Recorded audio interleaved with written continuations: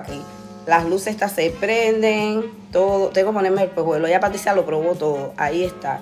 Eso es para que cuando se le vaya la luz, que no hay luz, bueno, ella tenga su airecito y su lámpara también. Y por aquí está por aquí tiene el control, míralo acá.